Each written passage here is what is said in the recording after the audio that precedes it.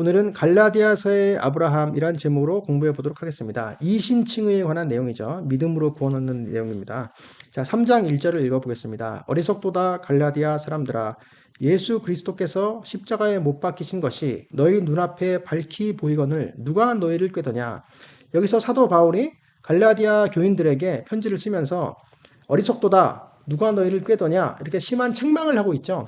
왜 책망을 하고 있냐면 이 갈라디아 교인들의 교회에 거짓 교사들이 들어와서 진정한 복음과 다른 복음을 지금 가르치고 있기 때문이에요. 그래서 누가 너희를 꾀더냐 하는 것이죠.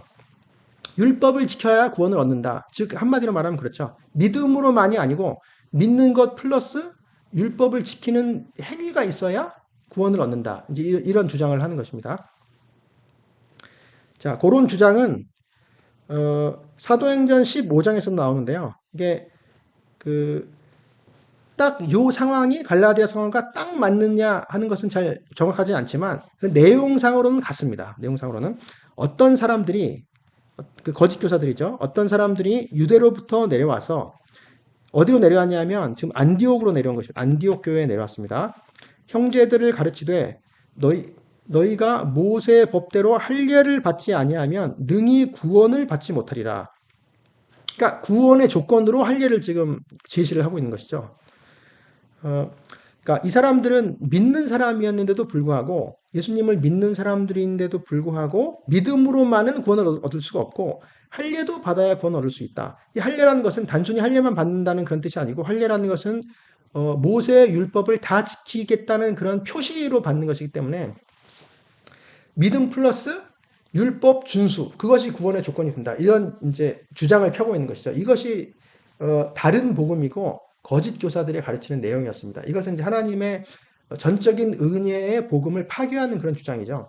그래서 바울이 거기에 대해서 참지 못하고 바울과 바나바가 한 편이고 이제 진정한 복음을 가진 편이고 또 그들 거짓 교사들 사이에 적지 아니한 다툼과 변론이 일어난지라. 그래서 결국에 예루살렘으로 파송했어요.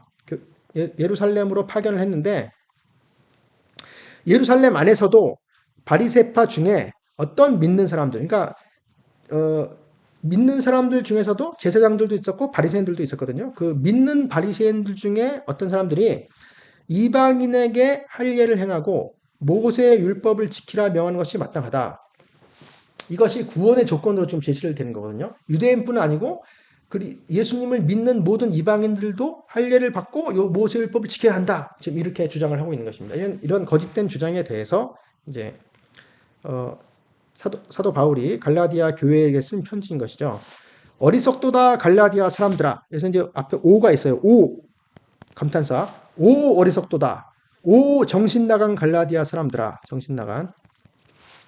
예수 그리스도께서 십자가에 못 박히신 것이 너희 눈앞에 밝히 보이거늘, 자, 너희 눈앞에 명백하게, 너희 눈에 대놓고, 너희 눈앞에 대놓고 보이거늘, 사실 이제, 써 있거늘, 이런 뜻이에요. 써 있다. 써 있다. 기록되어 있다. 근데 이것은 이제, 실제로 십자가에 못 박히신 그리스도가 눈앞에 딱 보여 있고, 써 있고 한다는 내용이 아니고, 이제 이게 표현인 것이죠. 말하자면 현수막에 걸린 것처럼 생생하게 그리스도의 십자가에 매달리신 우리를 위해서 십자가에 매달리신 그리스도가 모든 믿는 자들의 뇌리 속에 우리의 마음 속에 생생하게 지금 보여지고 있는 이때에 누가 너희를 꾀더냐, 누가 너희를 홀렸느냐, 엉뚱한 다른 복음으로 너희를 홀렸느냐. 요 바로 앞에 구절을 보면 이제 그것이 이제 정확하게 알 수가 있습니다. 자, 내가 하나님의 은혜를 패하지 아니하노니 내가 하나님의 은혜를 치워버리지 않는다. 만일 의롭게 된 것이 만일 의가 율법으로 말미암으면 만일 의가 율법을 통해서라면 그리스도께서는 헛되이 죽으셨느니라. 그리스도께서 헛되이 그러니까 요게 어떻게 보면은 행위 구원에 관한 행위가 구원의 조건이다라고 하는 율법을 지켜서 구원을 얻는다, 의를 얻는다고 하는 그 잘못된 주장에 대한 가장 강력한 반증이죠. 만일 율법을 지켜서 우리가 의를 얻을 수 있다고 하면 그렇게 해서 의롭다 하고 구원을 받으면 되지 그리스도께서 굳이 죽으실 이유가 없잖아요. 자, 그리스도께서 죽으셨다는 것 자체가 벌써 우리는 율법으로는 의를 얻을 수 없다는 것을 이제 드러내는 이제 그런 게 되는 것이죠. 그래서 도저히 율법으로는 의를 얻을 수 있는 가능성이 전혀 없기 때문에 하나님께서 그리스도를 우리를 위해서 보내주신 것이죠. 그래서 3장 2절 내가 너희에게 다만 이것을 알려 하노니 너희가 성령을 받은 것이 율법의 행위로냐 혹은 듣고 믿음으로냐. 자, 그래서 너희에게 다만 이것을 알려 하노니 알려는 제 배우려입니다. 배우기를 원한다. 내가 너희에게 이것을 배우기를 원한다. 좀 비꼬는 말이죠. 너희가 성령을 받은 것이 율법의 행위, 자, 율법의 일함들이냐, 한 일들, 율법의 일함들로부터냐, 혹은 듣고 믿음으로부터냐. 자, 그러니까 믿음의 들음입니다. 믿음의 들음으로부터냐. 자, 율법의 일함들과 믿음의 들음이 이제 대조가 되고 있는 것이죠. 너희가 성령을 받은 것, 이 성령을 받은 것은 오순절날도 성령이 강림하셨고 믿는 자들에게 그다음에 성령을 통해서 이제 성령의 역사들이 일어나잖아요. 성령의 은사들도 받고 또 뭐 방언을 한다든지 또 그런 식으로 초대교회에 나타난 여러 가지 이제 성령의 눈에 보이게 나타나심 그런 것이라기보다는 그런 것도 될 수 있겠지만 그런 것이라기보다는 우리가 그 구원을 얻는 것은 성령님께서 우리 역사하시는 거잖아요. 우리에게 들어와서 역사하시는 거잖아요. 성령님께서 우리를 나시고 즉 거듭난 거죠. 성령을 통해서 거듭나시고 그 거듭난 사람들 속에 성령님께서 들어와서 계시면서 우리와 함께 계시고 영원히 떠나지 아니하시는 거죠. 하나님의 자녀들 생명을 얻은 영생을 얻은 하나님의 자녀들에게는 성령님께서 들어와 계시는 거죠. 그 바로 그 성령을 받은 것. 이 성령을 받은 것이라고 한다면 받은 것 자체도 굉장히 수동적인 것이죠. 수동적. 우리가 성령님께서 우리를 거듭나게 하시고 우리에게 들어오셨기 때문에 우리는 죽은 상태에서 아무것도 할 수 없는 상태였는데 성령님께서 주권적으로 우리를 살리시고 우리에게 들어오셨으니까 우리는 할 일이 아무것도 없는 거죠. 우리는 다 받아들인 것, 죽어 있다가 살아났는데 우리가 뭐가 하는 일이 있겠습니까? 그 성령을 받은 것이 율법의 일함들, 우리가 뭐 율법을 순종해서 율법을 잘 지켰다고 해서 성령이 오셨느냐? 그게 아니죠, 전혀.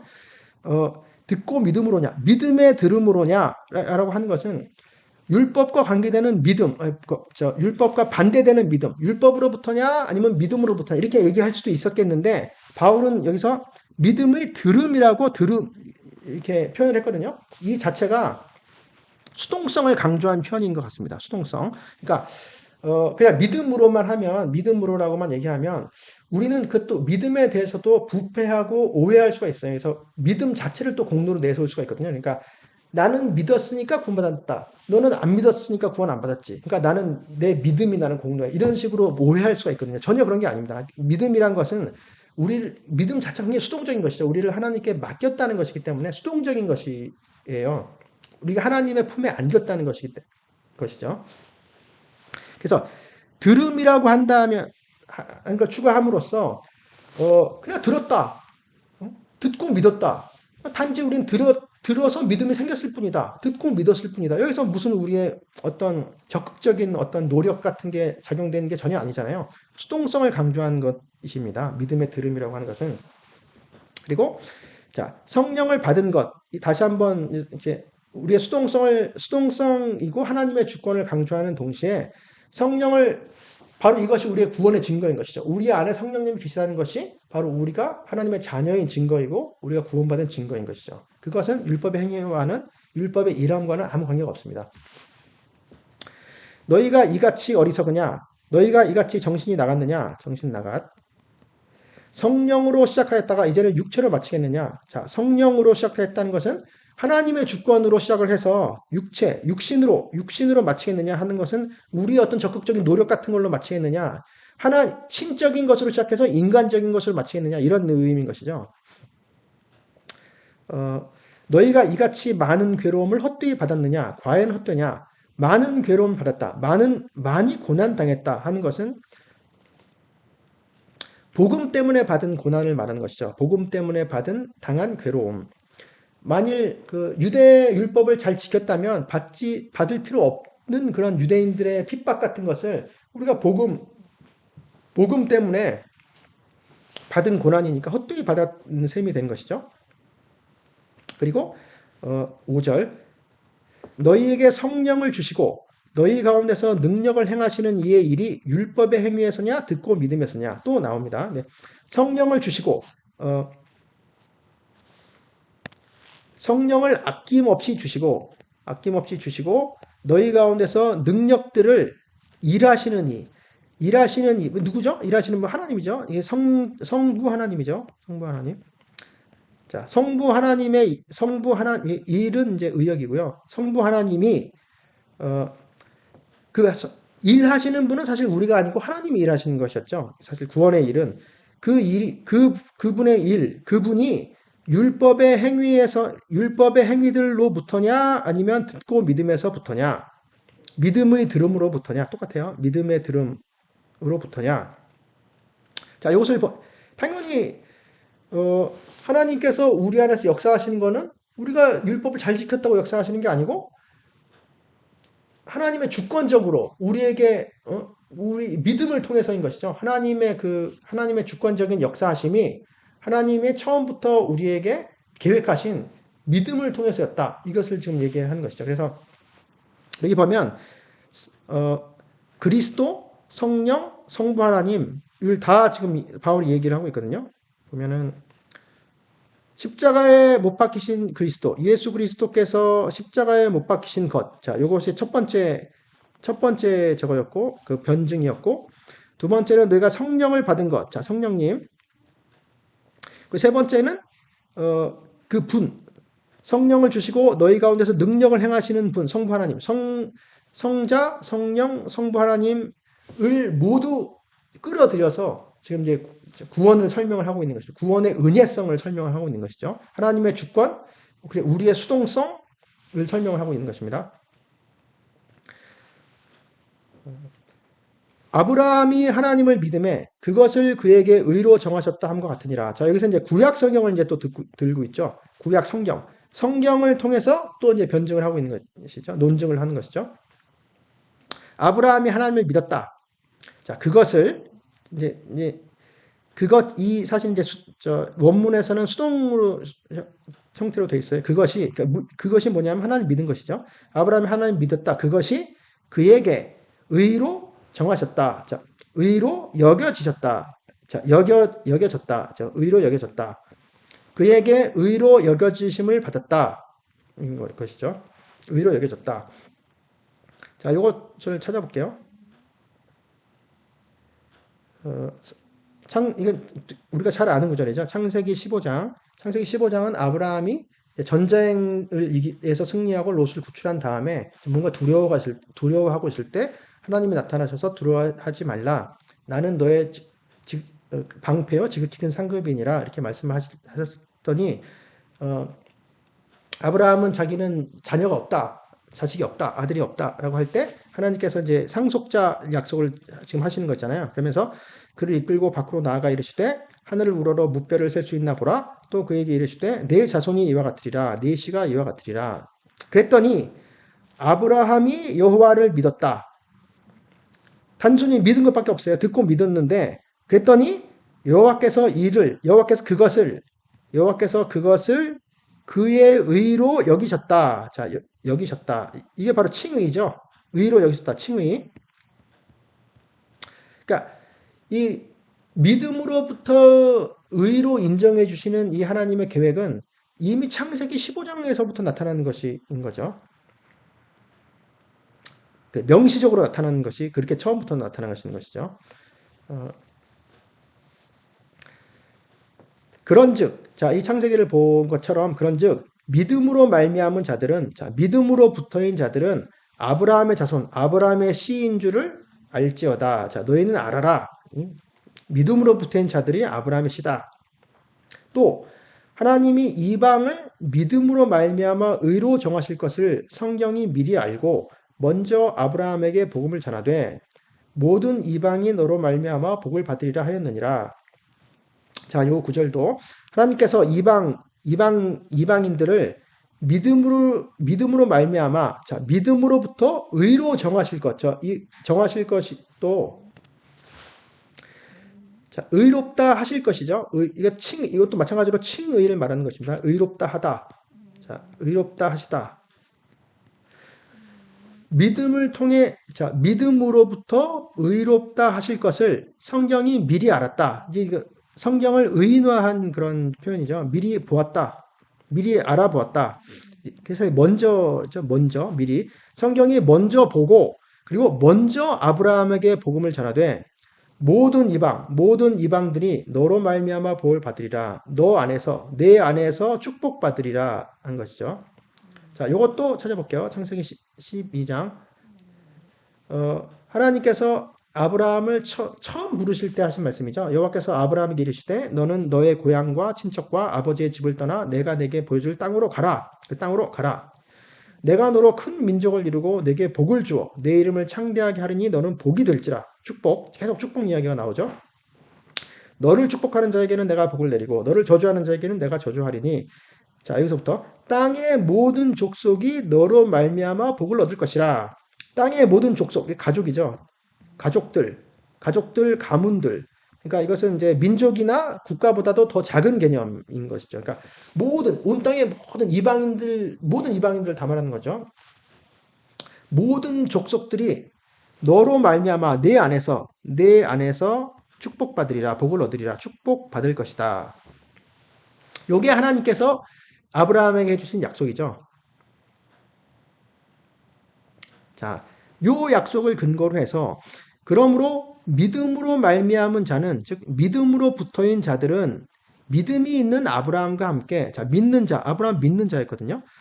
믿음으로 붙어인 자들은 믿는 자인 아브라함과 함께 축복받는다. 이게 하나님의 계획이었고 하나님의 약속이었던 것이죠.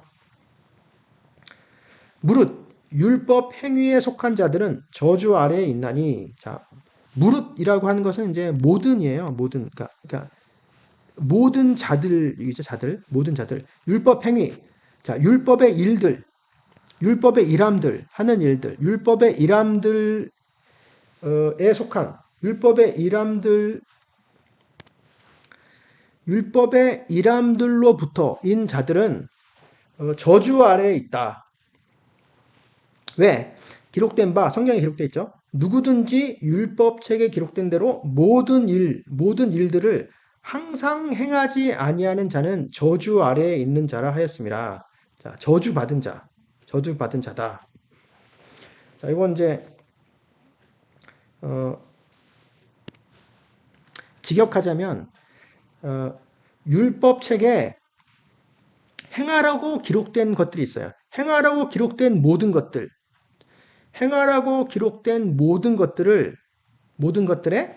항상 머무르는 자들, 항상 머무르지 아니하는 모든 자들이죠. 항상 그 안에 항상 머무르지 아니하는 모든 자는 다 저주받았다. 이렇게 성경이 설명을 하고 있습니다. 그러니까 이런 것만 봐도 율법을 지켜서 의롭다함을 받는다는 것이 얼마나 허황된 생각이라는 것을 알 수 있죠. 그러니까 모든 율법을 하나도 빠짐없이 다 지켜야 되고, 만약에 999개를 지켰는데 하나를 못 지켰다. 그러면 이 사람은 그냥 거기서 범죄자가 돼 버리는 것이죠. 율법 전체를 안 지키는 것이랑 마찬가지인 거죠. 범죄자가 된 것이죠. 그리고 이 사람이 100년을 살았는데 99살 마지막 날까지, 마지막 하루 전까지는 다 잘 지켰는데 그 다음날 하루 못 지켰다. 그러면 이 사람은 말짱 헛것이 된 것이죠. 모든 것들이. 율법에 의라는 것이 그런 것입니다. 불가능한 것이죠. 이런 것, 율법을 지켜서는 의롭다 여겨질 수 있는 사람이 단 한 사람도 없는 거죠. 그러니까 율법은 원래 의롭다 하기 위해서 우리에게 주어진 것이 아니라는 것이 이게 분명하죠. 11절. 또 하나님 앞에서 아무도 율법으로 말미암아 의롭게 되지 못할 것이 분명하다. 아무도 그것들 율법들을 통해서는 의롭게 되지 못한다. 의롭다함을 받지 못한다. 칭의 받지 못할 것이 분명하다. 이는 의인은 믿음으로 살리라. 의인은 믿음으로부터 살리라 하였음이니라 하였음이니라는 의역인데, 하여튼 이것은 이제 있죠. 그 하박국서에 나오는 말이죠. 의인은 믿음으로 살리라. 하박국서 2장 4절. 보라, 그의 마음은 교만하며 그 속에서 정직하지 못하나 의인은 그의 믿음으로 말미암아 살리라. 자, 그의 마음은 교만하다. 이 교만한 사람은 1차적으로는 바벨론 사람들을 말하거든요. 침략자 바벨론을 말하는데, 결국에 이 사람들은 자기가 자기 힘을 의지하는 사람인 거죠. 그러니까 하나님을 의지하지 않고 자기를 의지하는 사람, 힘을 의지하는 사람, 교만한 사람, 그 속에서 올바르지 못하지만 의로운 사람은 그의 믿음으로써, 그의 믿음으로써, 그의 믿음 안에서 산다. 그의 믿음 안에서 살 것이다. 그 믿음은 무슨 믿음이죠? 하나님을 믿는 믿음이죠. 하나님의 말씀을 믿는 믿음, 하나님의 약속을 믿는 믿음이죠. 그 인간은 그 믿음으로 의밖에 얻을 의가 없습니다. 그것이 전부죠. 우리가 얻을 의가. 율법은 믿음에서 난 것이 아니다. 율법은 믿음으로부터가 아니다. 너무 당연하죠. 율법을 행하는 자는 그 율법들을 행하는 자는 그 가운데서 살리라 하였느니라. 자, 여기서도 하였느니라는 말은 없어요. 사실 율법을 행하는 자는 그 가운데 살리라고 하는 것은 사도 바울이 구약 성경을 전체를 다 보고 이제 해석해서 하는 얘기죠. 딱 요렇게 되는 말은 없고요. 그다음에 그리스도께서 우리를 위하여 저주를 받은 바 되사 율법의 저주에서 우리를 속량하셨으니, 자, 요 말. 자, 그리스도께서는 우리를 위하여 저주가 되셨습니다. 저주 자체가 되셨어요. 우리를 위해서 저주가 되셨습니다. 그래서 율법의 저주에서 우리를 속량하셨습니다. 자, 속량이라는 말 자체가 속량 혹은 이제 대속이라고도 하죠. 구속이라고도 하죠. 이것은 이제 노예를 말하는 거죠. 노예는 빚을 못 갚아서 혹은 죄를 지어서 혹은 전쟁 포로로 노예가 됐는데, 팔려서 노예가 됐는데, 노예는 자유가 없죠. 자기 자신이 자유인이 될 수가 없어요. 자기 힘으로는. 그래서 나 말고 외부에는 어떤 사람이 그 사람을 위해서 속전을 지급하고, 대신 속전을 지급하고 대성물을 지급하고 그 사람을 자유롭게 하는 것이죠. 그게 바로 속량이죠. 그래서 율법의 저주, 우리는 율법 시스템에서 우리는 이쪽을 봐도 죄인이고 저쪽을 봐도 죄인이고 몸부림을 쳐도 죄인일 수밖에 없는 그 상황에서, 우리 힘으로는 의를 얻을 수 없는 상황에서 우리 외부에서 그리스도께서 우리를 속량하셨는데, 우리를 건지셨는데, 자유를 주셨는데, 그 저주, 그렇게 하신 방법이 우리를 위해서 우리 대신에 스스로 저주가 되신 것입니다. 이제 그게 바로 이제 복음이죠. 그게 기록된 바 나무에 달린 모든 자마다 저주 아래에 있는 자, 저주받은 자라 하였느니라. 저주받은 자. 이것은 신명기에 나옵니다. 신명기 21장 22절. 사람이 만일 죽을 죄를 범함으로 내가 그를 죽여 나무 위에 달거든. 그러니까 이제 어떤 처형의 한 방식인데 굉장히 심각한 죄인일 경우에 이렇게 하는 거죠. 돌로 치거나 뭐 그런 것보다 훨씬 더 심각한 죄인 것이죠. 그 시체를 나무 위에 밤새도록 두지 말고, 그러더라도 그날에 장사하여 내 하나님 여호와께서 내게 기업으로 주시는 땅을 더럽히지 말라. 그 다음에 바로 나무에 달린 자는 하나님께 저주를 받았음이니라. 자, 요 구절입니다. 나무에 달린 자는 직역하면 하나님의 저주이기 때문이다. 나무에 달린 자가 곧 하나님의 저주다. 이 것입니다. 그래서 바로 그것이 그리스도께서 우리를 위하여 우리 대신에 저주가 되신 것이 바로 우리를 풀어주기 위해서 그 방법밖에 없었기 때문에 그런 것이죠. 자, 요것만 봐도 우리가 율법을 지켜서 의를 얻겠다. 그래서 구원의 보탬이 되겠다. 이렇게 하는 것이 얼마나 어리석은 허황된 생각이라는 것을 알 수 있습니다. 착하게 살아서 구원을 받을 수가 없는 것이죠. 도저히. 요만큼도 구원에 보탤 수가 없는 것입니다. 이는 그리스도 예수 안에서 아브라함의 복이 이방인에게 미치게 하고, 그러니까 아브라함의 축복이 미치는 방법은 믿음을 통해서죠. 아브라함도 믿음을 통해서, 우리도 믿음을 통해서, 자, 이방인들에게, 그리스도 예수 안에서 아브라함의 축복이 이방인들에게 미치게 하고, 또 우리로 하여금 믿음으로 말미암아 성령의 약속을 받게 하려 함이라. 자, 믿음을 통해서 우리는 성령의 약속을 받죠.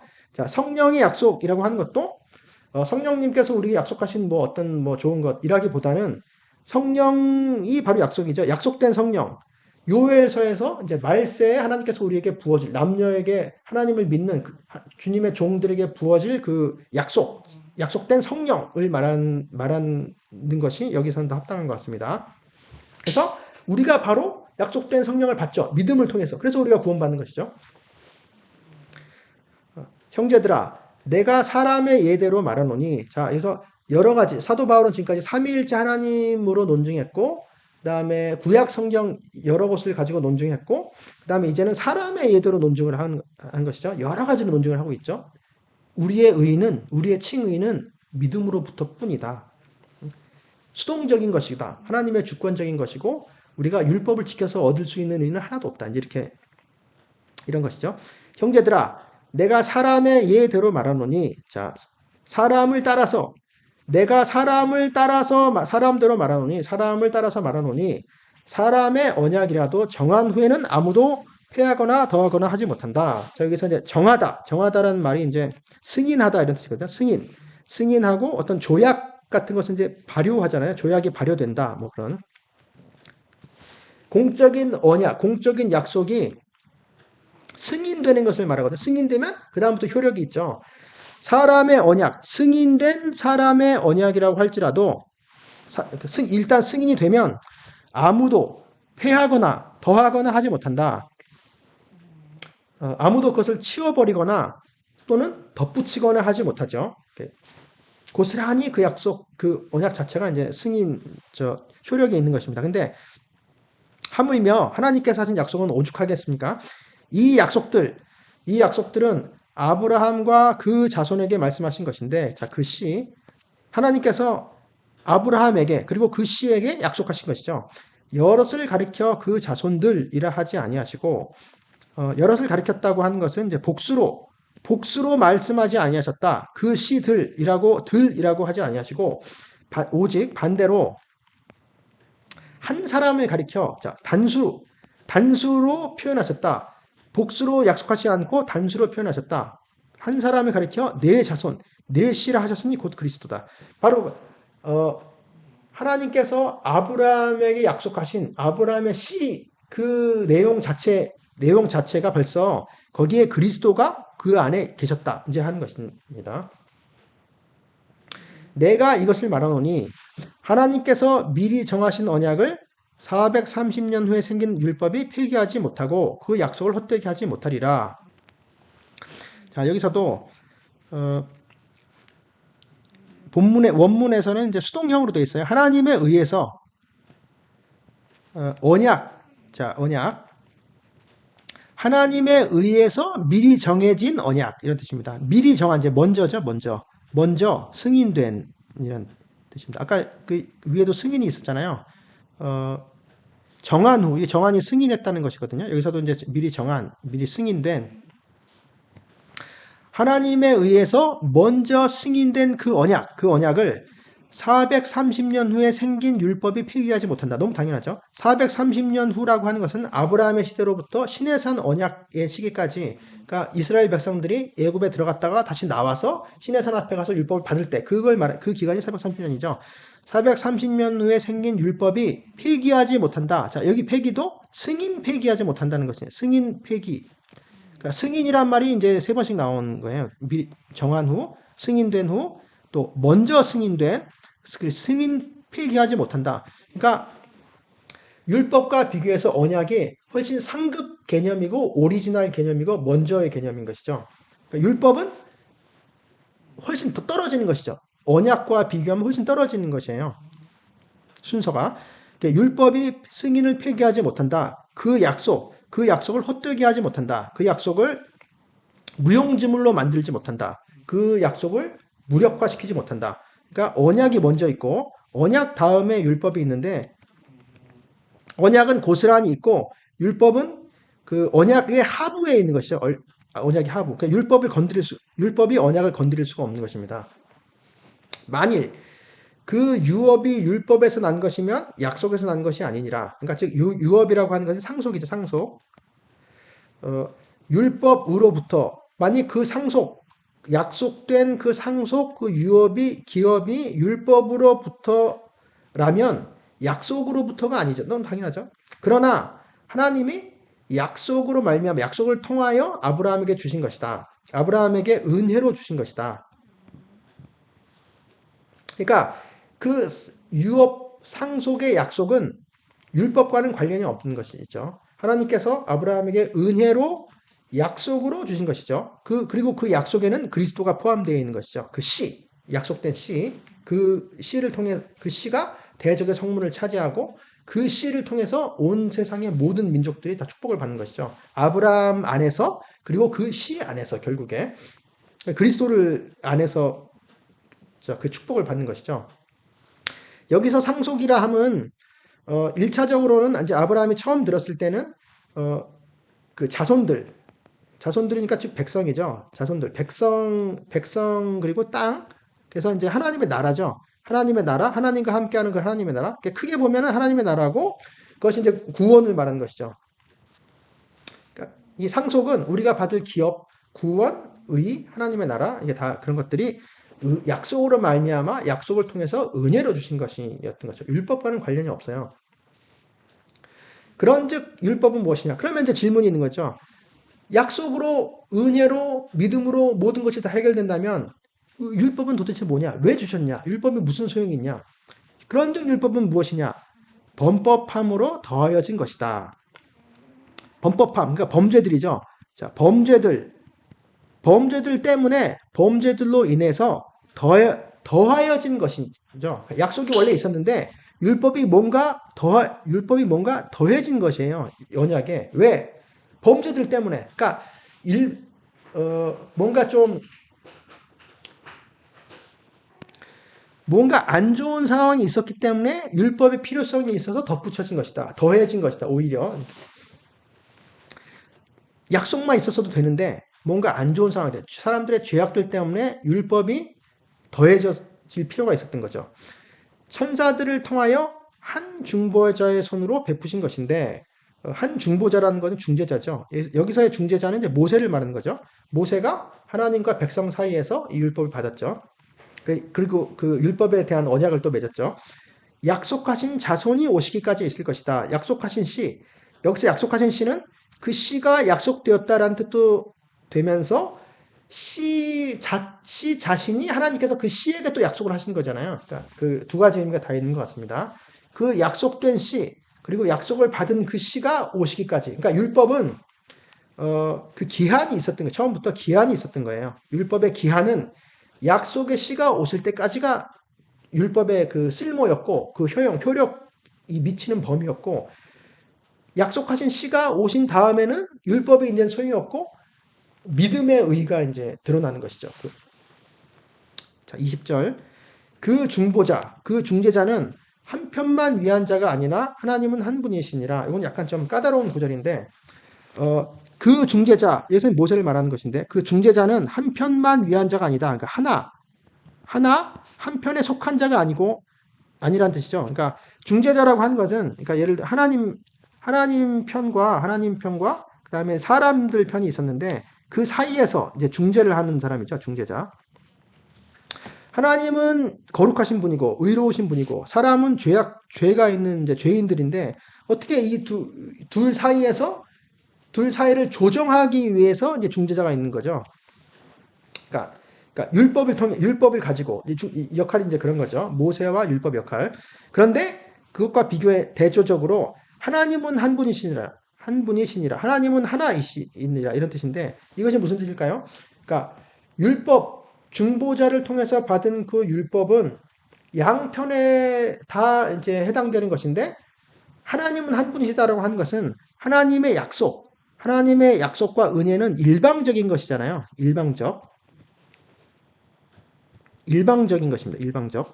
그러니까 하나님의 주권적으로 하나님 혼자서 하시는 거죠. 하나님의 일방적인 것. 그러니까 그러니까 죄인인 사람들이 끼어들지 않고 순수하게 하나님 혼자서 하시는 거기 때문에 훨씬 그게 가치가 훨씬 비교할 수 없이 높은 것이죠. 그래서 하나님의 약속이 이런 의미에서도 율법과 약속을 비교한다면 약속의 가치가 율법과는 비교가 불가능할 정도로 높다. 가치가 이제 이런 의미로 보입니다. 그러면 21절 율법이 하나님의 약속들과 반대되는 것이냐? 하나님의 약속들에 반하는 것이냐? 결코 그럴 수 없느니라. 율법이 하나님 약속들 다음에 하나님께서 율법도 하나님께서 주신 건데 하나님의 약속과 반대돼서 이렇게 어그러져서 그것과 뭔가 거슬러서 주셨을 리는 없는 거죠. 그럴 수 없느니라. 그리고 약속을 통해서 우리에게 믿음의 의가 약속되고 주어졌는데 별도로 또 덧붙여진 율법이 또 다른 의를 준다고 한다면 그것도 하나님 약속과 반대되는 거스리는 것이잖아요. 그것이 아니라는 것이죠. 현실적으로도 만일 능히 살게 하는 율법을 주셨더라면 의가 반드시 율법으로 말미암았으리라. 그러니까 그 율법이 우리에게 생명을 주는 율법이었다면, 생명을 우리에게 만들어주는 그런 율법이 주어졌더라면 의는 반드시 율법으로부터였을 것인데 실제로는 그렇지가 않죠, 전혀. 그러나 성경이 모든 것을 죄 아래 가두었으니, 자, 모든 것들을 죄 아래 가두었다. 그러니까 모두를 죄인이라고 정죄한 거죠. 율법과 성경이. 이는 예수 그리스도를 믿음으로 말미암는 약속을 믿는 자들에게 주려 함이라. 이 약속이 믿는 자들에게 주어지도록 하는 것이죠. 그러니까 율법의 목적은 결국 성경과 율법의 모든 목적은 결국 믿는 자들에게 약속이 주어지게 하기 위한 것을 가리키는 것이죠. 전부 그리로 인도하는 것입니다. 그 약속은 뭐냐? 예수 그리스도를 믿음으로 말미암느라고 되어 있는데 원문에는 예수 그리스도의 믿음, 그러니까 즉 예수 그리스도를 믿는 믿음이죠. 예수 그리스도의 믿음으로부터인 예수 그리스도의 믿음으로부터 그 약속이 믿는 자들에게 주어지도록 이제 이런 의미입니다. 믿음이 오기 전에 그 믿음이죠. 그 믿음이 오기 전에 우리는 율법 아래에 매인 바 되었다. 자, 그리고 계시될 믿음의 때까지 갇혔다. 계시되기가 임박한 곧 계시될 믿음의 때, 믿음 때는 의역이고요. 곧 계시될 믿음까지 그때 믿음이 올 때까지 우리는 갇혔다. 자, 율법 아래에 매였다, 갇혔다 하는 것이 부정적인 의미도 되지만 또 그게 긍정적인 의미가 됩니다. 이게 지켜진다는 뜻이거든요. 지켜진다. 율법 아래에서 우리는 지켜져요. 일종의 보호가 되는 것이죠. 왜냐하면 우리는 너무 죄인이기 때문에 율법이 없었다면 우리의 죄가 막 너무 무한정으로 죄악이 퍼져나가는 것을 율법이 어느 정도는 통제하고 억제하는 그런 죄악이 넘쳐나는 것을 억제하는 그런 역할을 하고 있었던 것이죠. 그런 역할도 할 뿐만 아니고 그래서 그 율법 아래에서 우리가 절망하면서 하나님께서 주실 진정한 하나님께서 우리를 구원해 주실 것을 기다리게 되는 결국 그리스도를 바라보게 하는 이제 그런 역할도 동시에 이제 율법이 하게 되는 것이죠. 이같이 율법이 우리를 그리스도께로 인도하는 초등교사가 되어 우리로 하여금 믿음으로 말미암아 의롭다함을 얻게 하려 함이라.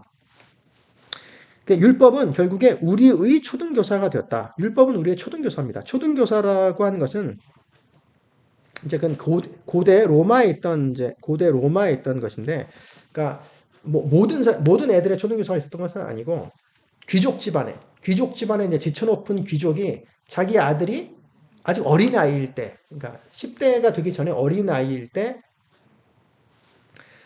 자기 집에서 일하는 하인이나 노예 중에서 학식 있고 이제 그런 사람을 골라서 그 자기의 어린 아이를 돌보라고 이제 시키는 것입니다. 그래서 그게 이제 아주 기초적인 학문 같은 것도 가르치고 뭐 ABC 같은 걸 가르치겠죠. 그리고 뭐 주로 데리고 다니면서 나쁜 친구들이랑 어울리지 않고 나쁜 곳에 가지 않고 또 위험한 곳에 가지 않도록 이제 데리고 다니면서 지키고 보호하고 또 예의 범절을 가르치고 이제 그런 역할을 하는 것이 이제 초등교사죠. 근데 그 초등교사는 신분이 이 아이보다 신분이 더 낮습니다. 이 이 아이의 아버지는 귀족이죠. 훨씬 높죠. 초등교사보다. 그런 것처럼 이제 율법을 이제 초등교사에 이제 비교를 비유를 하고 있는 것이죠. 율법이 우리를 그리스도를 향하게 하는, 그리스도를 께로 인도하는 그런 우리의 초등교사가 되었다. 그리고, 그래서, 우리로 하여금 믿음으로 말미암아, 자, 믿음으로부터 의롭다함을 얻게 하려 함이라. 또 칭의죠. 결국에 우리를 믿음으로 의롭다 하심을 받는, 믿음으로 칭의 받는 곳으로 그리스도께로 인도하는 그런 역할을 한다 이거죠. 율법이. 초등교사처럼. 믿음이 온 후로는 그 믿음이죠. 그 믿음이 왔다. 이제는 그 믿음이 왔기 때문에 우리는 초등교사 아래에 있지 않다. 그렇죠? 너희가 다 믿음으로 말미암아 그리스도 예수 안에서 하나님의 아들이 되었으니 자 여기서도 그리스도 예수 안에 있는 믿음이죠. 너희 모두는 그리스도 예수 안에 있는 믿음으로 말미암아 믿음을 통해서 하나님의 아들들 복수입니다. 하나님의 아들들이 이다. 이 현재형으로 되어 있어요. 이미 너희는 하나님의 아들들이다. 그리스도 예수 안에 있는 믿음을 통해서 그 율법을 할례를 더 받고 율법을 지킬 필요가 율법을 지키는 것은 뭐 하나님의 말씀을 순종하는 것은 좋지만 그것으로 우리의 구원에 뭐 덧붙인다, 뭐 구원을 완성한다 그렇게 할 수는 없는 것이죠. 누구든지 그리스도와 합하기 위하여 세례를 받은 자는 그리스도로 옷 입었느니라. 자, 누구든지 그리스도와 합하기 위하여, 그러니까 그리스도 안으로 세례를 받는 것이죠. 그리스도 안으로 세례를 받은 자들은 누구든지 그리스도로 옷 입었다. 자, 여기서 세례 받았다라고 하는 것도 여기서의 세례는 형식적인 눈으로 보이는 그런 세례가 아니고 그 형식적인 세례가 가리키는 그 영적인 세례, 그 원래의 세례를 말하는 것이죠. 그 세례는 우리가 죽었다가 살아나는 것이죠. 그러니까 옛 사람이 죽고 새 사람이 살아서 그 새 사람이 바로 그리스도에게 속하게 되는 어, 마치 물에 빠져서 죽었다가 다시 물 밖으로 나오면서 우리가 새 생명을 얻어서 그 새 생명이 얻는 동시에 그리스도에 속한 그리스도의 종이 되는 그리스도의 사람들이 되는 이제 그런 게 바로 세례죠. 그 세례를 받은 자는 그리스도 합한 자는 그리스도로 옷 입었다. 자, 그리스도로 옷 입었다는 것이 칭의 받았다는 것에 또 다른 표현일 수도 있어요. 그러니까 그리스도의 옷, 의의 옷을 입었다. 의로운 옷을, 흰 옷을 입었다. 이렇게 표현하죠. 요한계시록에서는. 그래서 하나님께서 우리가 덧입은 그리스도, 우리가 입은 그리스도의 의를 보시고 우리를 의롭다 칭하시는 것이죠. 우리 자체를 봐서는 전혀 의의가 없지만 우리를 위해 대신 돌아가신, 대신 죽으신, 대신 희생하고 피를 흘리신 피 묻은 그 그리스도의 옷을 보시고 우리 안에 있는 그리스도를 보시고 하나님께서 우리를 의롭다 인정하시고 우리를 자녀로 삼으시는 것입니다. 그리스도로 옷 입었느니라고 하는 게 옷 입었다 하는 것도 우리는 그냥 단순히 그냥 옷 입었다 이렇게 생각하지만 고대에서는 옷이 신분의 상징이었거든요. 신분이 틀리면 더 낮은 신분의 사람이 높은 신분의 사람의 옷을 입을 수가 없습니다. 불가능해요. 그 옷을 입는다는 건 사회적으로 불가능한 일이죠. 그러니까 우리도 그런 것들이 남아있죠. 그런 것들이. 예를 들어 경찰복을 우리가 입고 돌아다닐 수가 없습니다. 그럼 경찰을 사칭하는 거잖아요. 그리고 우리가 만약 군인인데 우리가 장군별을 플라스틱으로 된 장군별을 사서 모자나 견장에 달 수가 없어요. 그 사칭하는 거잖아요. 그러니까 그런 식으로 고대 신분제 사회에서도 신분이 높은 사람의 옷을 우리는 그 옷이 있더라도 입을 수가 없는 거죠. 마찬가지로 그리스도로 옷 입었다고 하는 것은 바로 그 신분의 그리스도의 신분, 그리스도의 의로운 신분, 하나님의 자녀의 신분이 우리가 됐다. 이것을 표현하는 것입니다. 그 다음 구절. 너희는 유대인이나 헬라인이나 종이나 자유인이나 남자나 여자나 다 그리스도 예수 안에서 하나이니라. 자, 이 구절도 자, 너희는 하나이다 이렇게 되어 있고 자, 유대인도 헬라인도 없다. 그리고 종도 자유자도 없다. 그리고 남자도 여자도 없다. 남성과 여성으로 돼 있어요. 남성과 여성도 없다. 왜?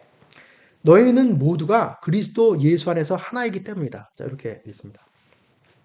이것이 은혜이기 때문인 것이죠. 모두가 똑같이 그리스도를 옷 입었기 때문이에요. 모두가 그리스도 예수 안에서 하나. 우리는 그리스도를 통해서 똑같은 은혜를 받았습니다. 모두가. 만약에 그래서 똑같이 의로워요. 모두가. 만약에 율법의 의라고 한다면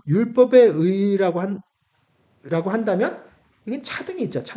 차등이 있고 차별이 있습니다. 왜냐하면 능력이 다르니까. 율법을 순종하고 율법을 지킬 수 있는, 물론 뭐 완벽하게 지키지 못하지만 조금이라도 다 차등이 있어요. 능력의 차이가 있기 때문에 하나가 아니죠. 차별이 되는 건데, 은혜 안에서는 모두가 똑같은 은혜를 받고 똑같은 그리스도의 피로 하나님의 자녀가 됐고 똑같은 자녀들이기 때문에 차별이 없어요. 하나일 수밖에 없습니다. 이 은혜의 복음, 행위가 아닌, 일이 아닌 은혜의 복음의 결과, 이제 좋은 결과가 이런 것이 있는 거죠. 우리가 모두가 하나다. 그리스도 예수 안에서. 너희가 그리스도의 것이면, 만일 너희가 그리스도의 것이라면 곧 아브라함의 자손, 아브라함의 씨고 약속을 따라 유업을 이을 자들이다. 상속자들이다. 우리가 바로 상속자들이죠.